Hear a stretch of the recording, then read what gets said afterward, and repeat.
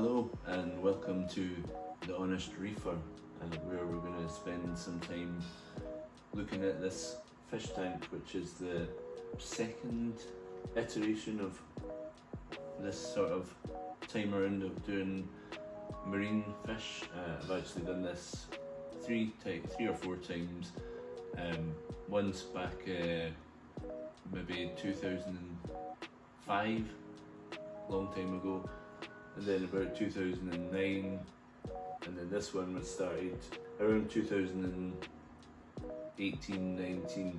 Used to be a big massive 2-foot cube tank, which was just too big to cope with, so I got rid of that and sized down to this 50-litre tank when my child's goldfish died, which was something which I never actually really thought about. Well, I did think about it a lot before actually, whether or not you could turn an old tank into a saltwater tank, because there's lots of like rumours and myths about, oh no, there'll be copper in the water, or there'll be this and that. I just gave this a rinse out and transplanted the rocks and some of the sand out of the big 2-foot cube into this tank, and that's been going like this now since just the end of lockdown, so about 2 or 3 years. You can't see the light there, it's a Viper Spectra light off of eBay, and I used to have a hang on the back filter here until last night when I cleaned the tank. That's why it looks so clean right now, but I've taken that off now because I think it's maybe just harbouring bacteria and stuff that doesn't need to be kept in there, and I'm going to let this Bubble Magus QQ skimmer do its work. And I've also got an interesting fix for this, because this one actually stopped making bubbles and I was convinced it was broken, but I called up the shop that I bought it from, which was also Amazon, but like a reseller, and they showed me how to fix it. And we've got this mangrove here, which took a long time to start. If you've ever tried mangroves, it took a long time for it to root and start growing leaves, but now that it does, it's going well. I've wired this bit off to come across, and then once I chopped off this bit, it's grown a new spout there, and it's grown another one down the bottom there as well, so that helps with nutrient export as well.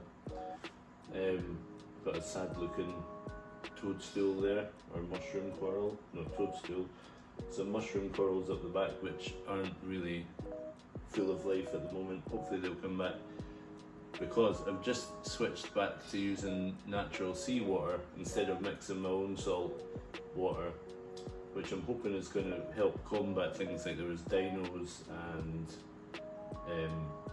various, well, just dinos really, which makes it look a bit crap. You can still see a bit of hairy dinos here.